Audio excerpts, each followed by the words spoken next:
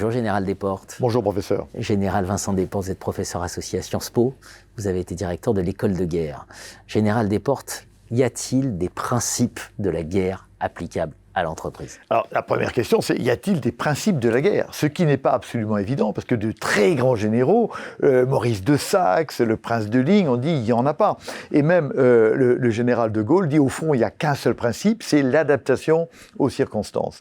Mais de manière quand même plus conventionnelle, en général, on admet qu'il y a des principes, quelques-uns ou beaucoup. La France, elle veut être simple. Et donc, de tout temps, pas de tout temps, mais depuis le XXe siècle, elle a retenu 3 principes fondamentaux qui viennent du fond des âges, qui sont 1, le principe de liberté d'action, 2, le principe de concentration des efforts, et un autre principe dont je vais parler.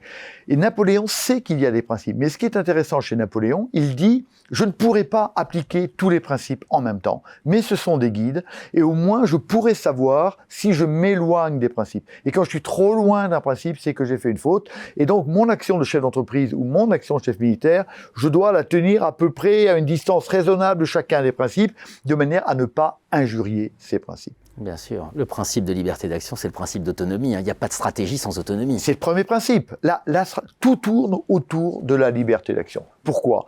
La stratégie, c'est pouvoir agir. Pouvoir agir. Et si je ne peux pas agir, je ne peux pas faire de stratégie. Et c'est assez intéressant de voir que c'est le seul principe universel et intemporel, le principe de liberté d'action. Xénophon, 4 siècles avant Jésus-Christ, disait le principe de la guerre, c'est de savoir conserver sa liberté d'action. En fait, je vais chercher à enlever la liberté d'action de l'autre et à augmenter ma liberté d'action. Et vous voyez bien que même dans les jeux qui représentent les stratégies, c'est au cœur.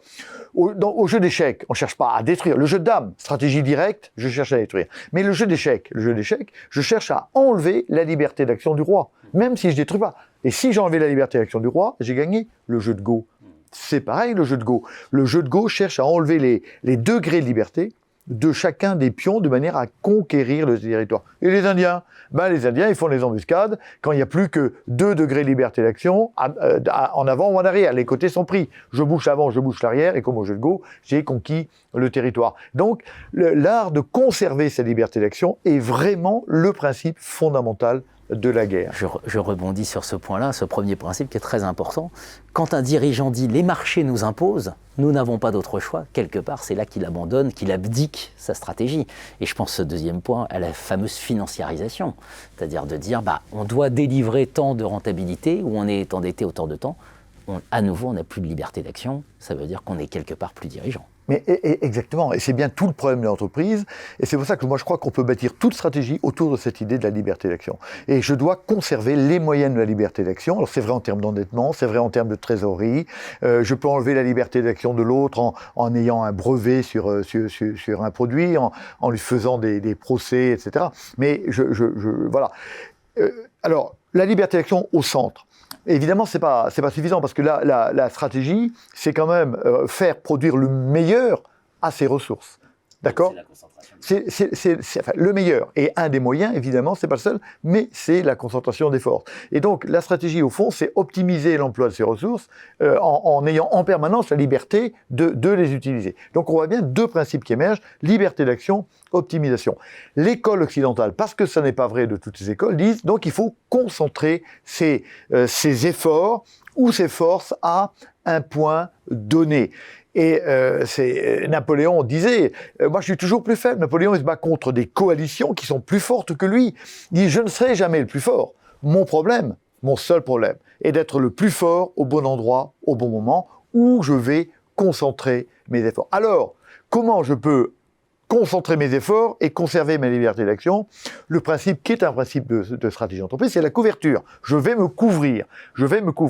Mais comme le fait l'entreprise en mettant des masses d'argent pour se couvrir, l'armée, elle veut utiliser des troupes de couverture. Et là, on voit bien qu'il y a une opposition. Plus je me couvre, plus je suis libre, mais moins j'ai de moyens à engager.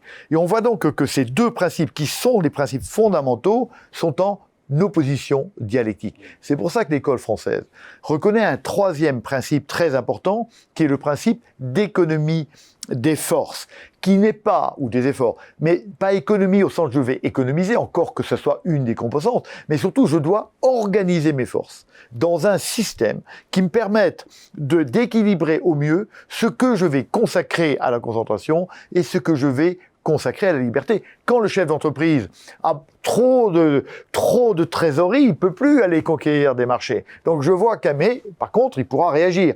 Et donc je vois bien qu'à un moment donné, il va falloir trouver un bon système d'économie des moyens pour arriver à parvenir aux résultats.